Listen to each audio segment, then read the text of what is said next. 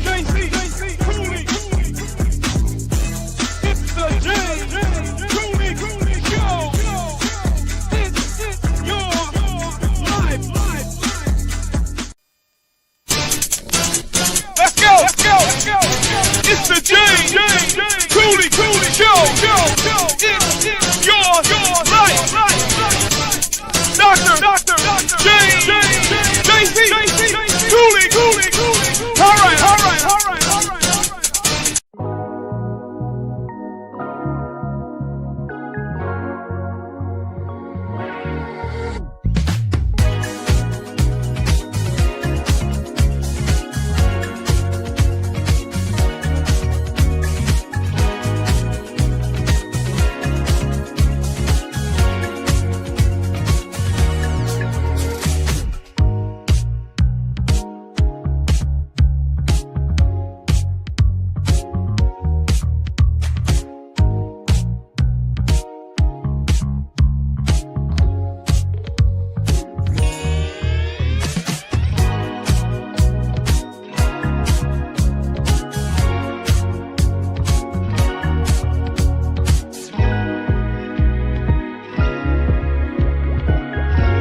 The James Cooley Show, It's Your Life, can be heard every Sunday at 9 p.m. right here on The Answer San Diego.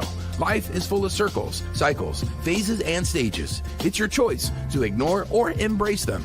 Motivational speaker, author, military veteran, and founder of the JC Cooley Foundation, James Cooley, and his guest will inspire and equip you to strive for your own greatness and overcome adversities. Listen to The James Cooley Show, It's Your Life, every Sunday at 9 p.m. right here on The Answer San Diego. The James Cooley Show, It's Your Life, can be heard every Sunday at 6 p.m. right here on 660 AM The Answer in Dallas-Fort Worth. Life is full of circles, cycles, phases, and stages. It's your choice to ignore them or embrace them. Motivational speaker, author, military veteran, and founder of the JC Cooley Foundation, James Cooley, and his guests will inspire and equip you to strive for your own greatness and overcome adversities. Listen to The James Cooley Show, It's Your Life, every Sunday at 6 p.m. right here on 660 AM The Answer in Dallas-Fort Worth. Yeah. Dr. JC Cooley. The James Cooley Show. It's your life. Yeah.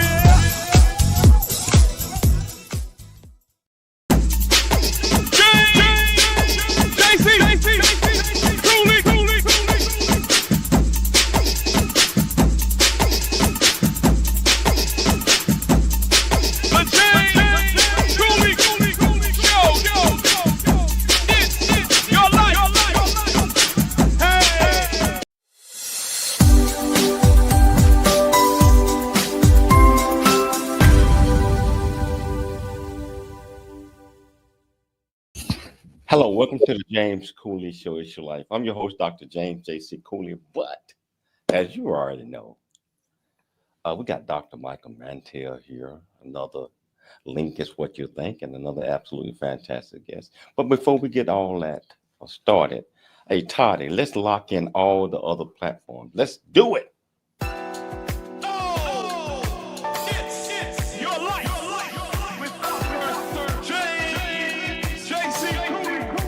Hello. Welcome to the James Cooley Show, It's Your Life. I'm your host, Dr. James JC Cooley, but we also got my co-host here, Dr. Michael Mantell, and he has done it again.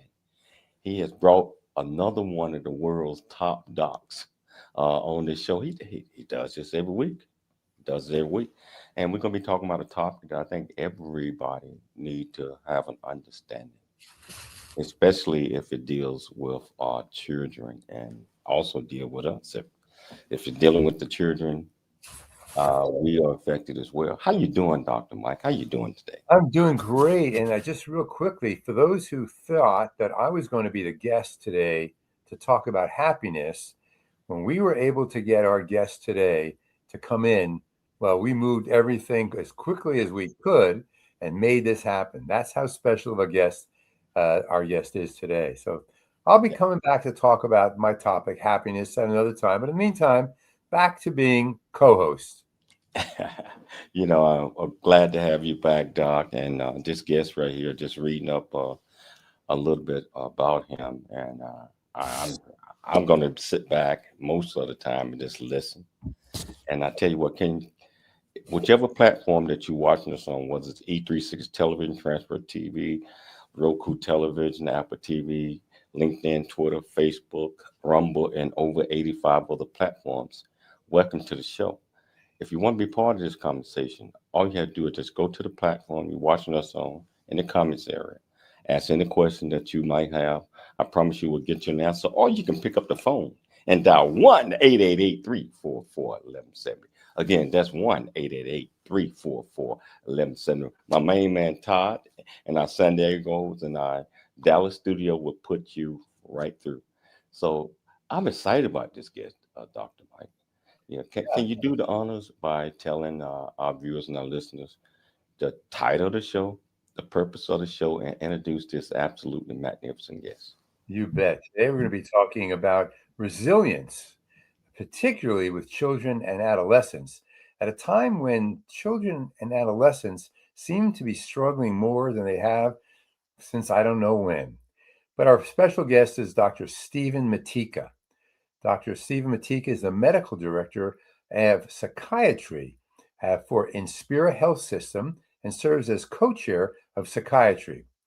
He is the immediate past president of the New Jersey Psychiatric Association and an executive committee member of the Eastern Pennsylvania and Southern New Jersey Regional Organization for Child and Adolescent Psychiatry. And where I came upon him, he is the Psychiatric Times Child and Adolescent Psychiatry section editor. He has many more qualifications and background, which I'm going to skip over, but bring you to his background of education. Dr. Matika completed his medical school and general psychiatry residency at Rowan University School of Osteopathic Medicine and his child and adolescent psychiatry fellowship at the University of Michigan. Our special guest today is double board certified in general psychiatry and child and adolescent psychiatry.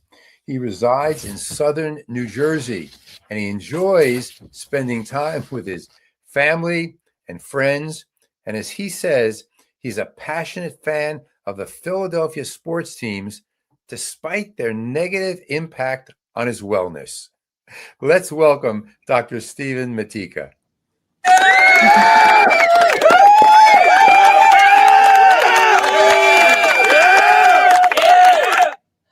How you doing, Dr. Matika? How you doing? Hello, gentlemen. Thank you again so much for having me. It really is an honor to get and talk with both of you. And thank you, Dr. Mike, for that great intro. And yes, even though I'm a psychiatrist, there are places where I still can't help myself. And being a Philadelphia sports fan allows me to practice my craft pretty regularly. So I appreciate it. Right. I went to graduate school in Philadelphia, so I get what you're talking about. And I hope I did justice to your background. I didn't go through all the other things you do, but I know that you're speaking for yourself today, not for the organizations for which you work and with whom you're associated. So we want to keep that clear as well, correct? Yes, absolutely, sir. Thank you. Great. And I have to say, JC, man, I was vibing to those intros, and even here backstage, you see me going with it. So I love the energy, love it. It's this is how we roll, Doc. And the energy is part of everything that we do because we like the guests to be comfortable. And what we got, I know you got the agenda. We don't always go by that at all. We go where the conversation takes us. So can you tell our audience a little bit more about you, where you grew up, what made you click? How did you go about choosing the medical field? Was it just something that you wanted to do always? I'd be happy to share. So born in Philadelphia, spent some time over there in very early childhood, but most of my life was being raised in Southern New Jersey. So I always was surrounded by the Philadelphia sports and really big Italian family that were incredibly supportive.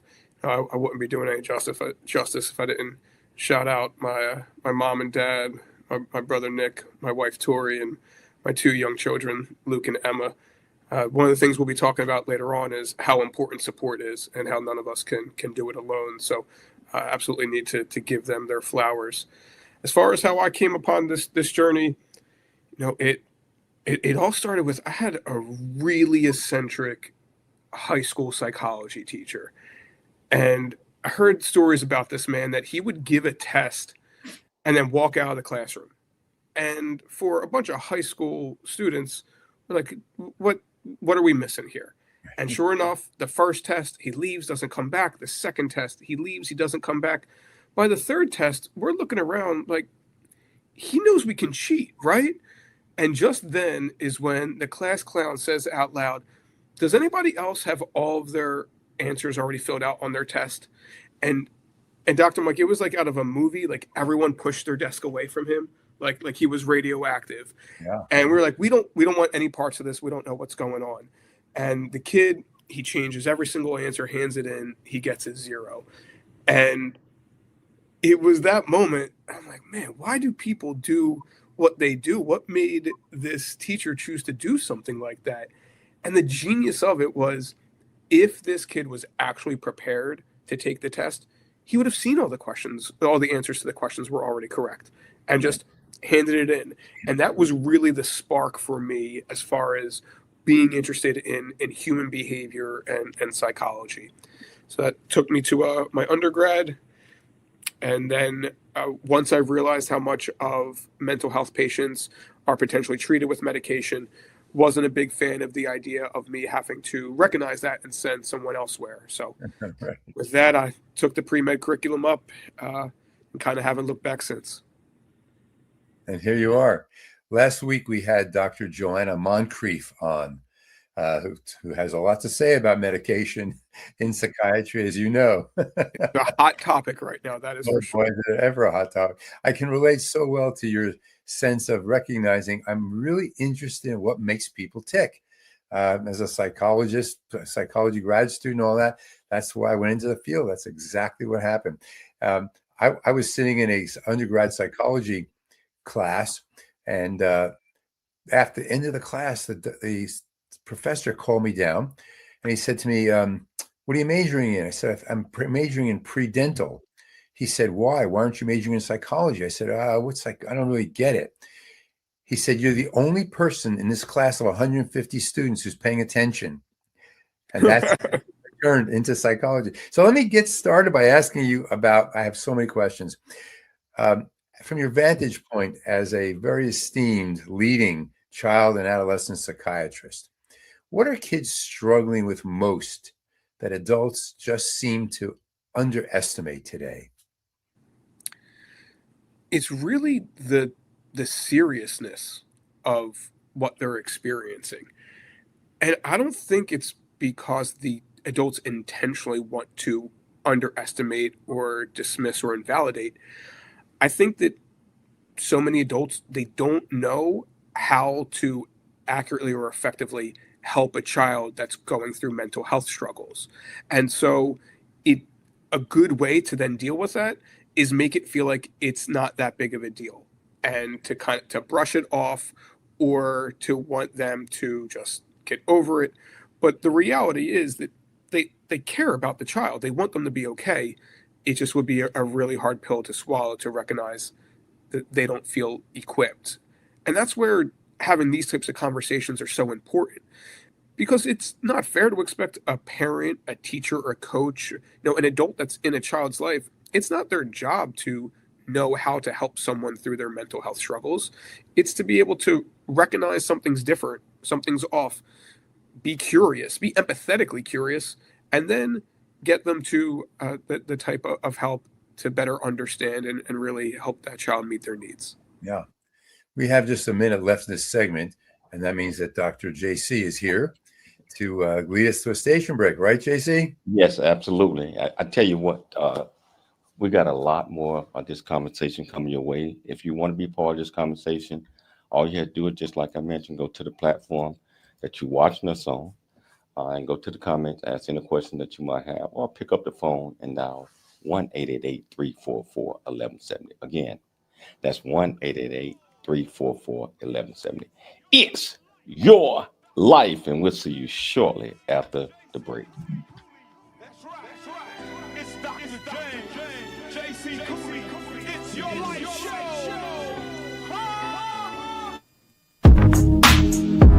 It's the James Cooley Show. It's Your Life. Dr.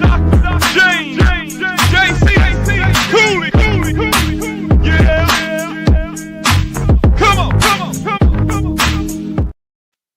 Looking to advance your education or career while staying true to your Christian faith? At Viridian Christian University, we make higher education affordable, flexible, and accessible wherever you are, cultivating a vibrant learning community where faith and knowledge converge, preparing graduates to fulfill their life's purpose. Whether you're pursuing a bachelor's, master's, doctorate, or honorary degree, Viridian's 100% online programs can fit your lifestyle. Study on your schedule from your home, office, or anywhere without compromising quality or values. With affordable tuition and programs in Christian leadership, business, and theology, Viridian will equip you to lead with purpose in a changing world. Go to ViridianChristianUniversity.com and see how you can join our global fellowship of faith-driven leaders, online and affordable. To learn more and apply, visit ViridianChristianUniversity.com. Viridian Christian University, a unique and dynamic environment for success, empowering leaders of faith. Really get a chance to know who you are. And once you know who you are, you truly know who you are, love who you are. Love who you are. You're a masterpiece. Love who you are. Love who you were born to be. Love me some me. That's what I'm talking about. When you leave high school, you gotta know today or tomorrow, or hopefully today, what your plans are. Hopefully, there is no bad decision unless there is no plan. Create, collaborate, commit with confidence. Commit with what? Commit with what? In everything that you do. Hey, it's Your Life with Dr. James JC Cooley. That's right. It's Dr. James JC Cooley.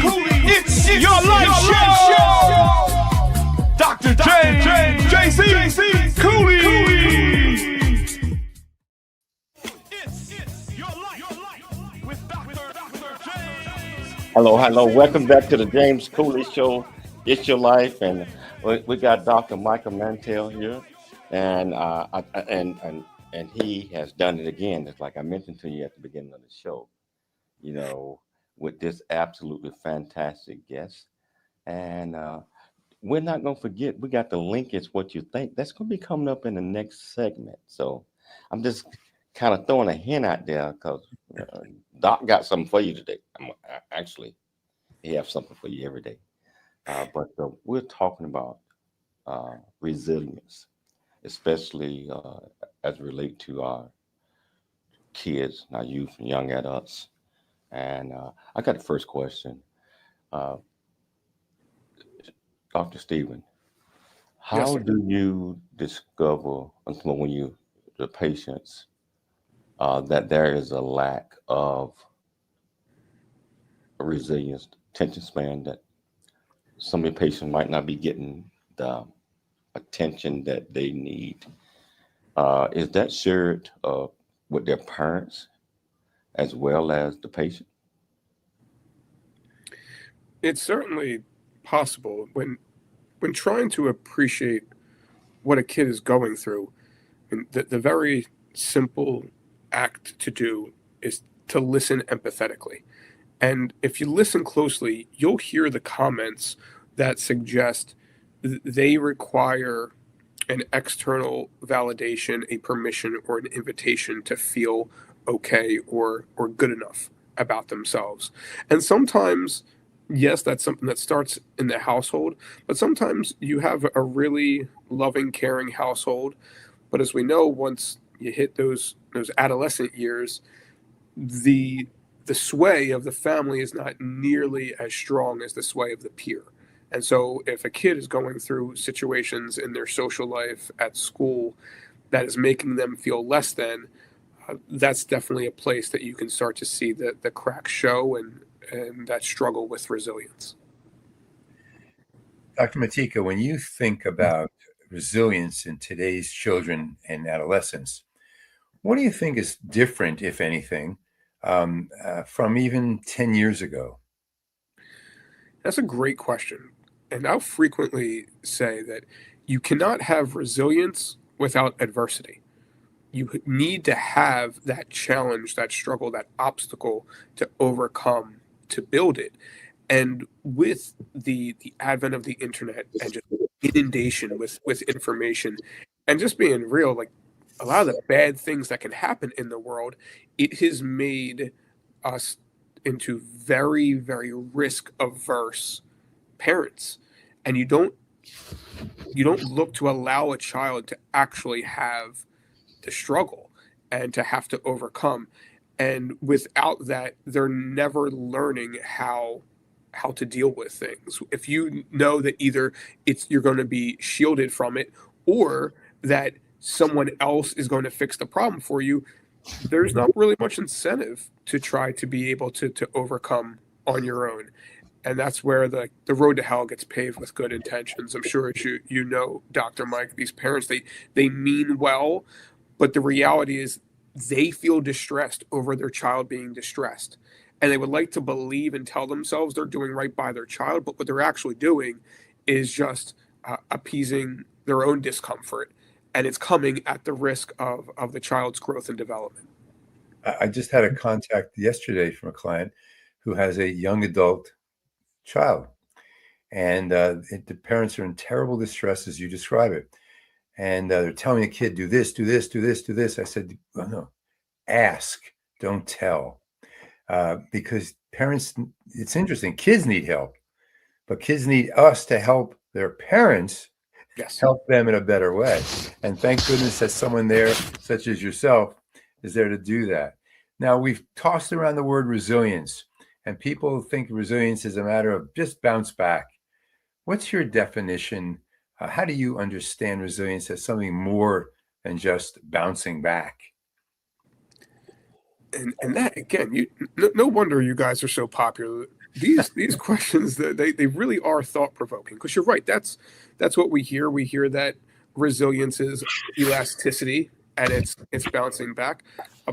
I view resilience as a person's capacity to stay true to themselves. Because say that again. That's brilliant. Say it again. That that resilience is a person's capacity to stay true to themselves.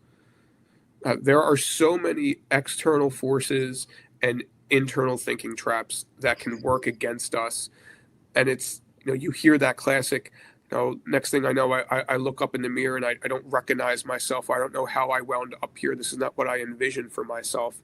It's so easy to be influenced by the comparison effect or what you're led to believe success is supposed to look like. And next thing you know, you slowly feel your sense of self erode and chip away. So to me, when you are faced with obstacles, stressors, does the integrity remain? Does the character reveal? And if you stay true to yourself, your values, your morals, your ethics, to me, that's what resilience really looks like in real life. That's such a brilliant definition. Thank you very much. I just was reading a book, coincidentally, on resilience about 3-4 weeks ago by Dr. Gottman. And they wrote, Dr. Gottman wrote the following: resilience is not about forgetting heartbreaks and dismissing sorrows, but integrating these experiences into our new reality to create a sense of oneness. And I think you're saying the same thing, that this is, we sharpen ourselves, we grow through the adversities that we have. So let's talk about some of the adversities that young people, children, and adolescents are having. What are some of the more common emotional patterns that you're seeing right now? Anxiety, depression, anger, numbness, and what's driving them? I mean, you're absolutely hitting the nail on the head. One of the main drivers. So to put it into context, I work in an inpatient hospital. So I'm working with children in crisis that are going through really at times unimaginable distress and difficulties. So for that subset of population I work with, the big thing there is typically a lack of reliable, predictable adult support. It's a lot of kids from broken households with only one biological parent in the family, or not even having any biological parents, and that is absolutely a recurring theme. But to generalize it to children and adolescents today, now it may sound a bit like cliche at this point, but the social media effect is no joke. When you are constantly able to be inundated and compare yourself, and I say about teenagers, they are experts as far as being semi-informed and not realizing they're semi-informed, because they've had enough life experience to form an opinion and think they know what they're talking about, but obviously they don't appreciate their own ignorance. So they can't really extrapolate those pictures, those posts to suggest, excuse me, that maybe things aren't as great as they may seem. Mm-hmm. So social media gets the finger pointed at it a lot. We blame social media for all kinds of difficulties. I like to say that it's not social media, it's what we do with social media. What advice do you have for parents who have young children and adolescents who are living 6-8 hours more on their phones and tapping away and scrolling and all that? I love that you bring that up, because the social media that is external. We cannot control it. Like that is what it is. What we do get to control, and to your point, is how we choose to react to it. So as far as specifically supporting kids that are on their devices like that, I go back to empathetic curiosity. Like if you ask a child, there's going to be something that you found interesting online. Teach me something. Help me understand what you like, what you don't like. You start to normalize conversations around the content that they're consuming, and then that gives you the opportunity to parent in the way that you feel like is aligned with your values.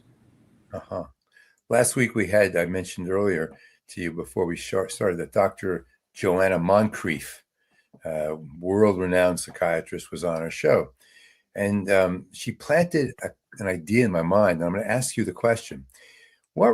How much of what we're seeing is actual pathology, and how much is a normal response to a very abnormal world? That is a fairly classic question posed in the world of psychiatry and mental health. I always bring it back to impairment in function. I agree. I think we are over pathologizing typical human behavior. Also, when you add in teens and adolescents that are actually like looking to self-diagnose, I think that plays a role. But ultimately, if a kid's not able to do the things they need to do, show up the way they need to show up, that to me crosses that threshold. Wow. Hold that thought. We got to take a station break. I see my producers on, say, hey, you got 1 minute. Now, I tell you, this is such a great conversation. Join in. Go to the comments on whichever platform you're watching us on. Ask any question that you might have. I promise you we'll get you an answer. Or pick up the phone and dial 1-888-344-1170. Again, that's 1-888-344-1170. It's your life, and we'll see you shortly after the break. All right. Everybody. Are y'all ready? Dr. JC Cooley Show. It's your life. Dr. JC Cooley. Yeah.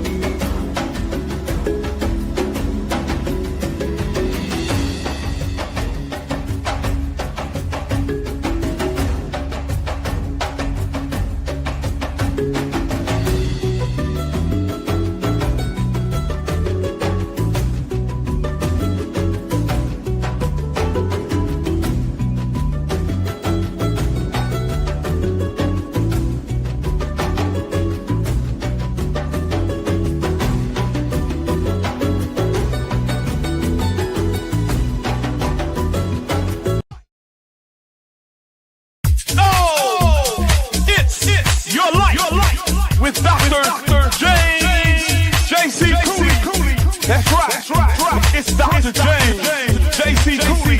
It's your life show. Yeah. Dr. James, JC Cooley. Hi, I'm Dr. Michelle Cooley. Heart disease research saves lives. It's that simple. Thanks to medical advancements funded by the American Heart Association, more women are surviving heart attacks, strokes, and other cardiovascular diseases than ever before. But there's still so much work to do. Hi, I'm Dr. James JC Cooley, and I'm raising funds to support life-saving research because every heartbeat is worth fighting for. In honor of Women's History Month, please join me in support of the American Heart Association and women's health.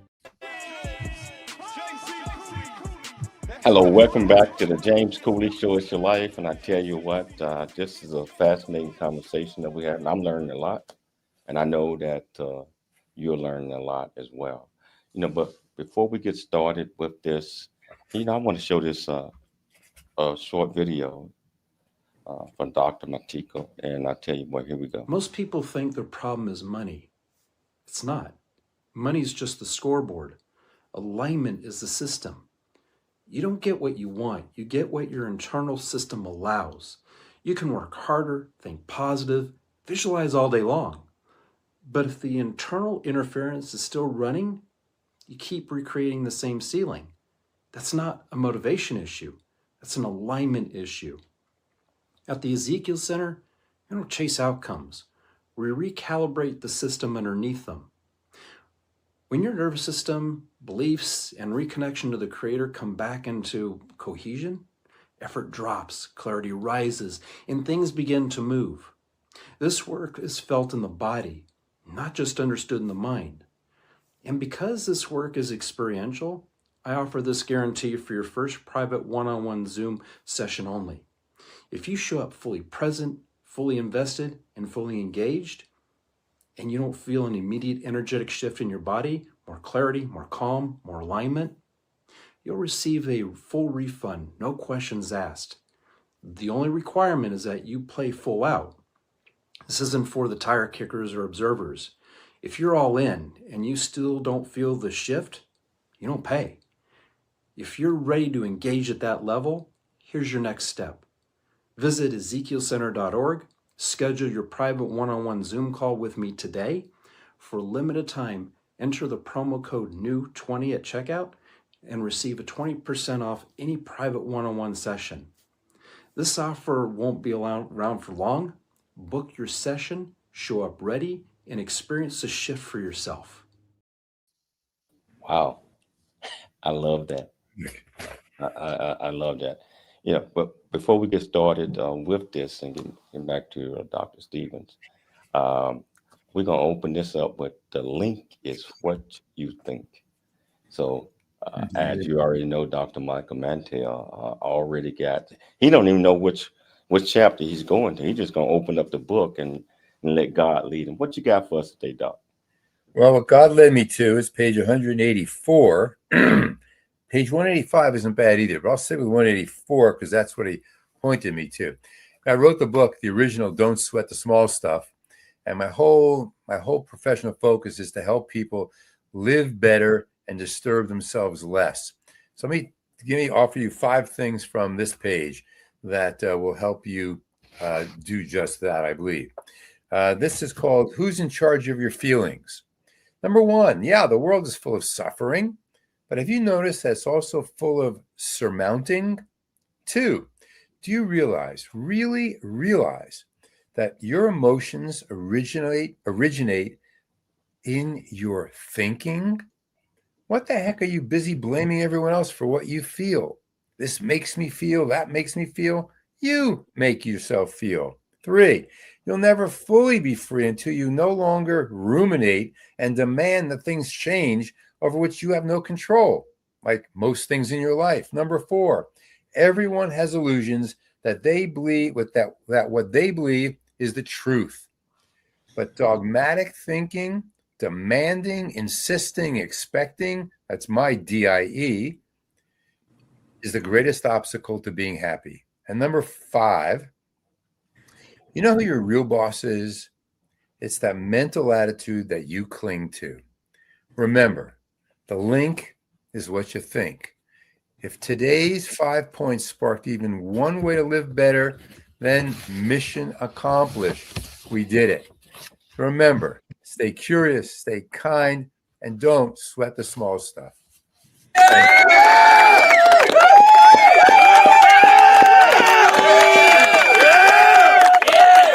Wow.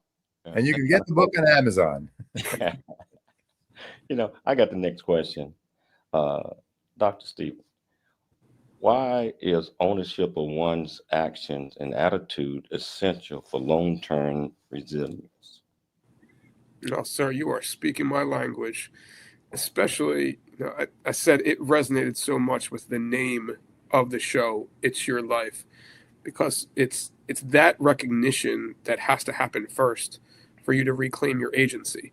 So I actually keep I'm in my office right now. I keep it on a board, 4 words: actions, reactions, effort, attitude. I say those are the 4 things that someone can truly control in their lives. And when it comes, as you mentioned, about how we react and the attitude that we have, when it comes to resilience, things are going to be thrown at you. So the one thing that is always in your control is how you choose to deal with it. And if you choose to look for a solution, an opportunity, or you could look for a reason to give up before you even try, like that approach is going to make all the difference, even though the stress is exactly the same. So I am constantly just really beating the drum on the pillars of self-efficacy, of internal locus of control. So one of the top things I hear, I wonder if you ever hear this, Dr. Mike, is about like working with kids. Like I don't know how you can do it when you're sending them back to the same environment. It's too much. It's too heartbreaking. Do you ever hear that? Oh, yeah, of course. And my response is, so what? Because they have to go back to the same environment, we're not supposed to try, we're not supposed to guide, we're not supposed to help. So that's why my approach is always focused on what are the things that are in a youth's control. And those are the things that can carry with them into any room and in the face of any obstacle. How early can resilience be cultivated, and what does that look like at different developmental stages? Well, if you ask my 3-year-old son, then Yes. Resilience looks like the very simple getting back up after you fall down. I think that is appropriate, and I'm so amazed by his ability to not give up.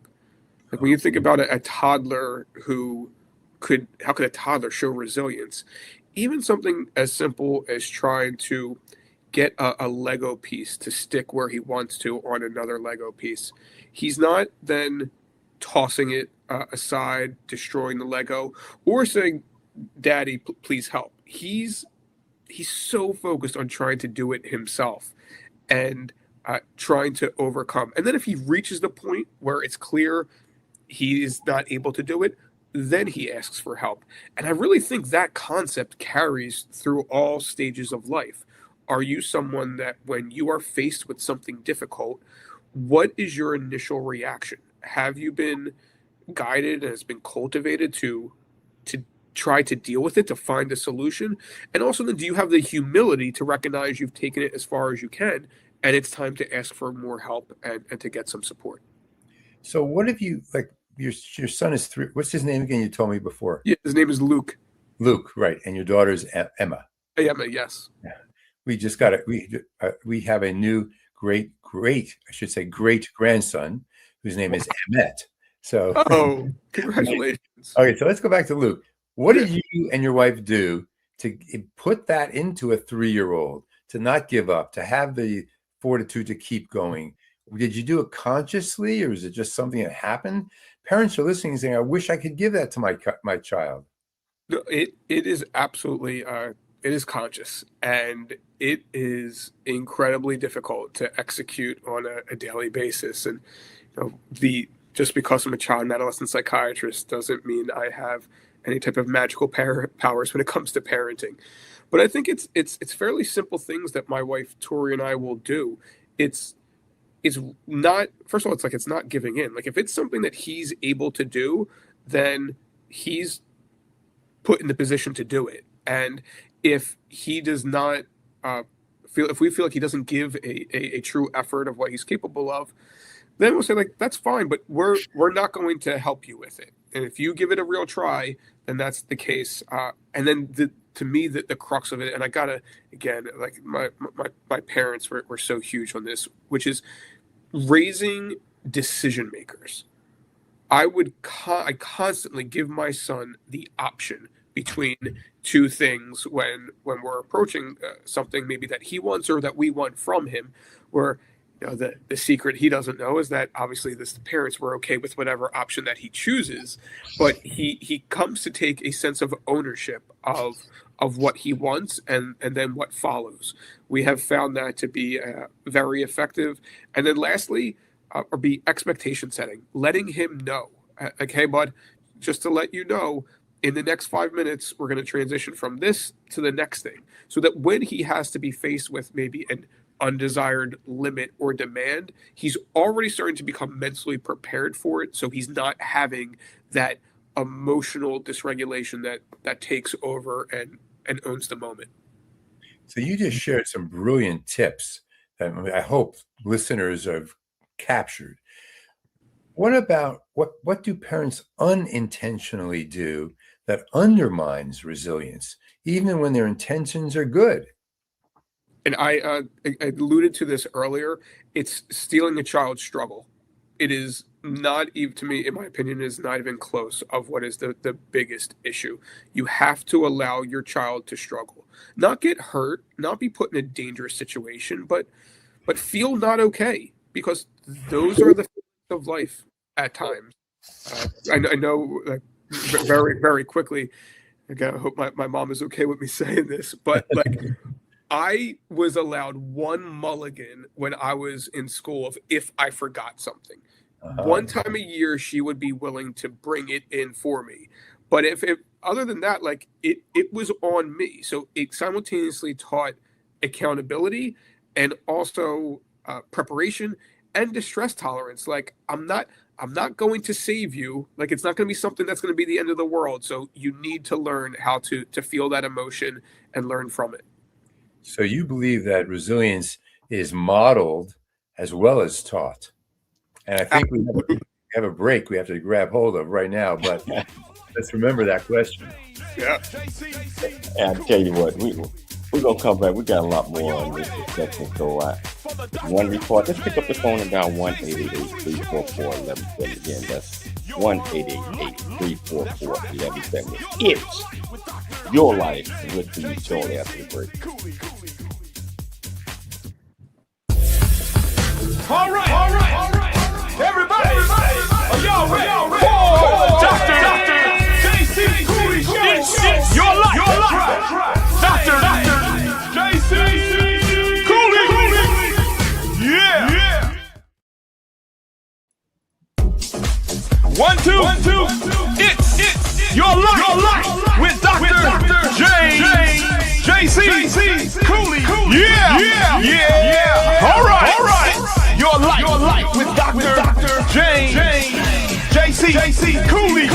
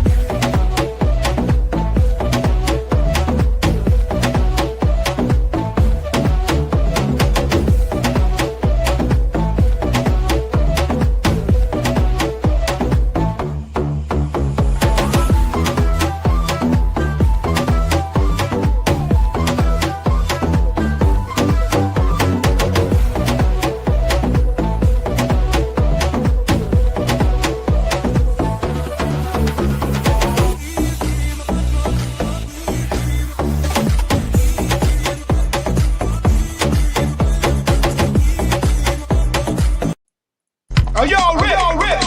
It's about that time for the It's Your Life Show. JC Cooley. That's right. It's your life. Cooley. Hello, welcome back to the James Cooley Show. Welcome back to the James Cooley Show, It's Your Life. And I tell you what, as you already know, 306 Degree Health, Dr. Michael Mantell, you done knocked it out the park again. I got to invite this gentleman back to the show if his schedule permits, because this is such a wonderful discussion that we're having. It's not an interview; it's a discussion. So, Dr. Mike, you think you might be able to talk him in? I hope so. This is one busy man with a family, and seriously, he's got more work. It's just terrific, though. But I have a feeling we'll make time, right, Dr. Matika? Oh, you kidding me? This is fantastic. That's a no-brainer for me. Okay, great. Before we start, I got to mention to my installment as king. Well, I'm already king, but my final installment as king of the Gona Kwasawan Kingdom in Ghana is 17 days away, Dr. Michael Mantell. And I'm kind of getting a little jiggy with it, you know. Just understanding that. And my wife will be crowned Queen Mother of the Kingdom. And so she will be on my side by side with me on the throne. People that are wondering what that is, yeah, I am the ambassador of Central Africa to the United States, and also one of the 7 kings of Ghana. And I'm looking forward to this opportunity. And I tell you, during the coronation installment, it will be live if you want to watch it. If you want to watch it, I'll shoot the link out. All you have to do is just click on the link, and you can watch the whole ceremony live, worldwide, wherever you're at. And I'm excited. I'm getting excited. And just like I said, that's enough of that. This discussion that we're having right here requires a part 2. It sure does. So we not that we had questions already written out, pre-questions, but we go with where the conversation is taking us. And Stephen, and man, you wearing about 27 hats. I can tell that you wearing them well. Yeah, so I'm gonna turn it back over to you, Dr. Mike. I think we got about 6-7 minutes left in the show. Okay, so really quickly, Dr. Stephen, what are some of the most persistent myths about psychiatric care for young people that you want to debunk for us here? I'd love to. The top one I feel like I run into is that you're treating or talking to kids with kid gloves on. One of the most common things, I basically say it to every patient I work with. I hope that you've noticed I'm not going to talk to you or treat you like a child. I'm going to talk to you and treat you like a person, because that's what you are. And we know in the world of mental health, we don't have the luxury of CAT scans, x-rays that say, oh, yep, this is what you got. This is what's going on. Like, no, it's all about the information you're able to ascertain, the observations that you make. So if you're not creating an environment with a child where they actually feel like an active participant in the discussion, then they're going to tune you out, or they're going to give you scripted, generic answers, or they're not actually going to tell the truth, and they'll just outright lie. So that, to me, is the number one thing, is just have a real conversation with them.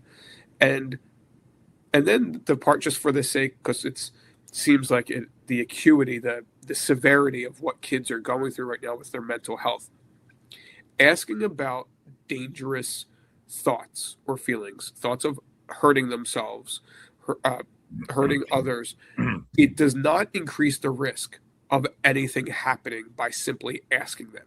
And that's where it then goes to feel like you need to walk on eggshells when talking to them about really serious topics.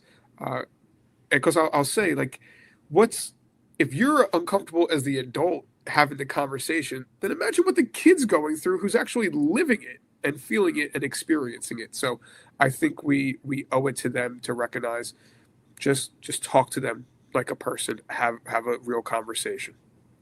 When a child or a teenager is in an emotional crisis, what do you think parents would wisely focus on first, emotionally and practically? If it's in an emotional crisis, first and foremost is safety. You have nothing if you don't have safety. So you have to feel confident that the person is safe, or that you need to get them to an emergency room or call 911. Like that is absolutely imperative. After that, it's allow the moment to pass, not without them, but if someone is in that emotional state, their brain is not receptive to taking in new information or critically thinking. So it's in those moments that you're able to literally be there to support them through it, and not to tell them what to do, not to tell them how they should feel, but to support them and kind of ride that wave. And then once the intensity of the emotional distress has calmed in that moment, then you start to have that curious conversation so you can understand what the child's experiencing, so that you can then identify how do you need to support them, either as a parent or getting them to the professional mental health support they require. Dr. Matika, what gives you the most hope when you look at the next generation? They're so emotionally minded. The emotional intelligence, the lack of stigma around talking about mental health and seeking mental health treatment. As we mentioned, some of it gets taken too far because teenagers, their developmental milestone is trying to figure out who they are, try on those different hats. And I will frequently say that a negative or unhealthy or unsafe identity for a teenager is better than none at all. So it certainly can skew too far to the other side of the spectrum. But in general, this next generation are not afraid to have the conversations. And I will always say, you can't really help what you don't understand. And we can't read their minds. So if they feel comfortable to talk about it, that means it can be understood. Do you think schools can be sources of psychological education for children? And we teach subject matter that all they need to do is just go online and read about. But what about psychological education in schools? Oh my goodness, you would think I asked you to ask that question. Primary and secondary prevention, to me, that is the answer. Addressing things before they get bad or before they get too bad. And there is no greater collection of kids than in school. I think that a psychological curriculum is an absolute necessity to happen in all schools across the country, heck, across the world. Okay, I know we got a minute left, but real quickly, one quick sentence. If you could offer one quick message to kids who feel overwhelmed right now, what would it be? Don't give your power away. Own what is in your control. Wow. This has been a magnificent conversation. And I tell you what, Stephen, you're welcome back on the show if you have time. You already know. I'd like to thank Dr. Michael Mantell. Yes. I'd like to thank Dr. Michael Mantell for always bringing on the absolutely best guests in the medical field. I'd like to thank Dr. Cooley for putting together another fantastic show. I'd like to thank Todd Pirate, my producers in San Diego, and my producers in Dallas, for always being there, making us look good and putting us, connecting us with all the platforms. Most importantly, I'd like to thank our viewers and our listeners for tuning into the James Cooley Show. It's your like Monday through Friday, 2 p.m. Pacific Standard Time, 4 p.m. Central Standard Time, 5 p.m. Eastern Standard Time. Always, always, always, always dream big, think big, and be big at everything you do. We'll be back tomorrow. Same time, same place. It's your life.